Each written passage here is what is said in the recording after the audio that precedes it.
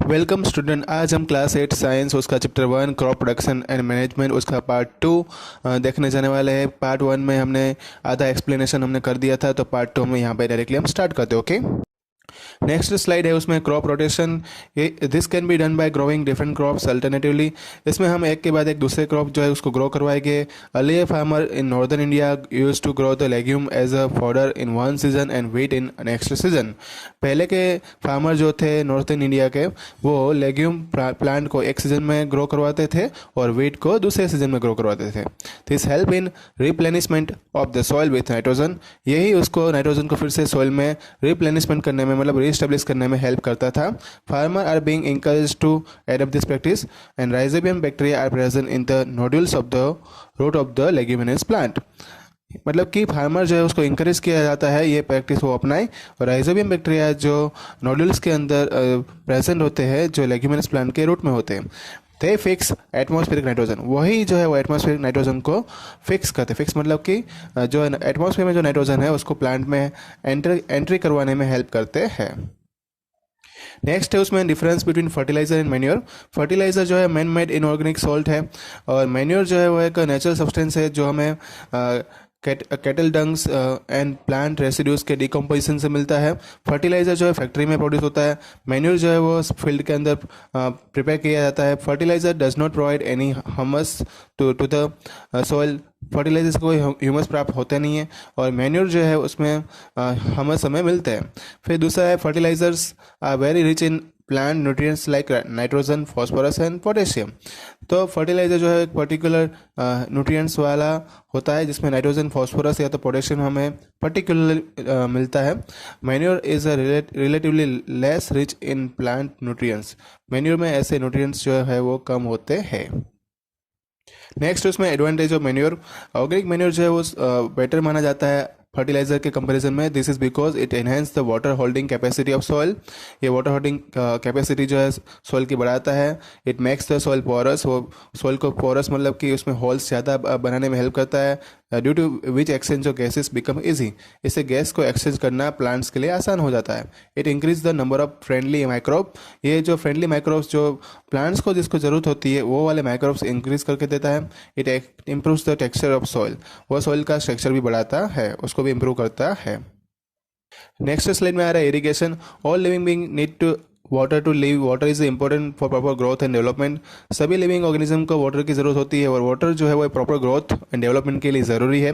Water is absorbed by the plant roots along with the water minerals and fertiliser are also एब्जॉर्बेड।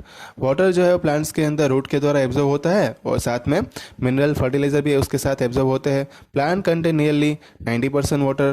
Plants के अंदर जो है 90% water ही होता है, और water is essential because germination of seed does not take place under dry condition.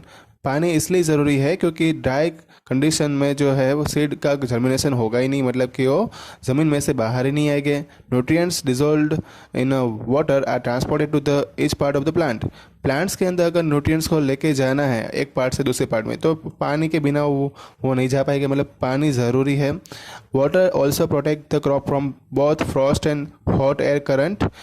To maintain the moisture of the soil for healthy crop growth field have to be a water regularly.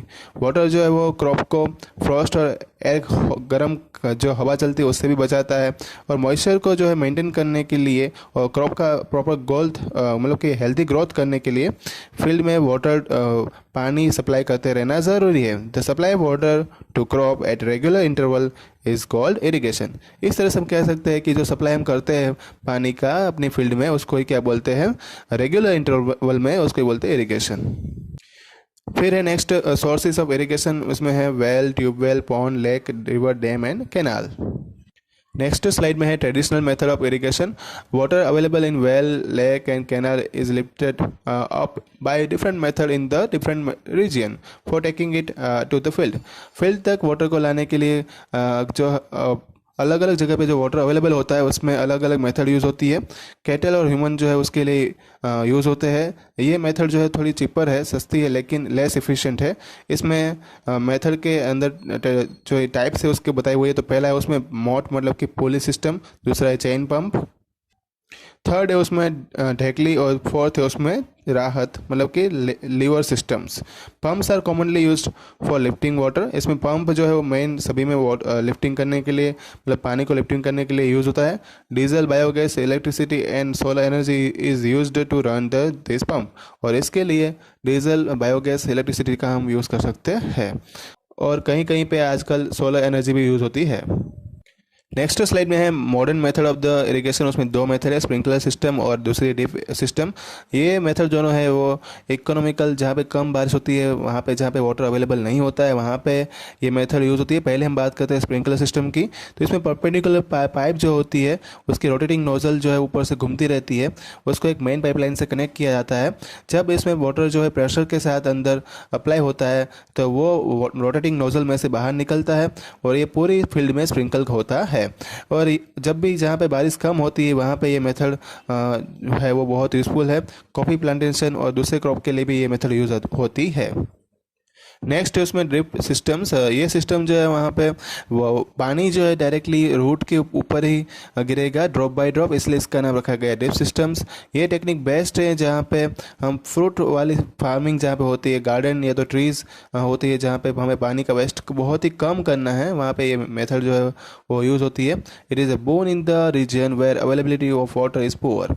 रेगिस्तान वाले area में ये जो है, जैसे कि Israel जो है इस मेथड का बहुत ज़्यादा यूज़ करता है। उसके अनार जो है उसकी जो अलग अलग जगह पे उसका यूज़ मेडिसिन बनाने में, वाइन बनाने में जो होता है उसमें ड्रिप सिस्टम से ही पूरा वो लोग यूज़ करते हैं। नेक्स्ट स्लाइड में है protection from the weeds. In the field many other undesirable plants may grow naturally along with the crop. This undesirable plant are called weeds. जब अभी हम फार्मिंग करते हैं तो साथ साथ में एक एक्स्ट्रा प्लांट भी ग्रो हो जाते हैं, वो नेचुरली होते हैं। इस अनडिजायरेबल प्लांट को हम क्या बोलेंगे? Weeds. Weeds are also controlled by the certain chemical called weedicide like 2,4-D.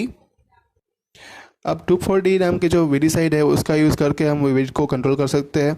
उनको पूरे फील्ड में जो है वो स्प्रे करवाना है जिससे वीड से किल मतलब मर जाएगी और ये अपने क्रॉप को डैमेज नहीं करेगी।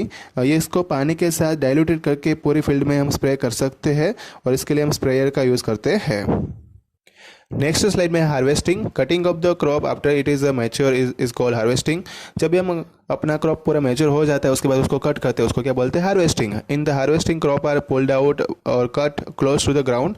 जब हार्वेस्टिंग करते हैं तो क्रॉप को है एकदम ग्राउंड से मतलब रूट के साइड से ही पूरा रूट कहीं कहीं पे रूट ही पूरा निकाल देना होता है।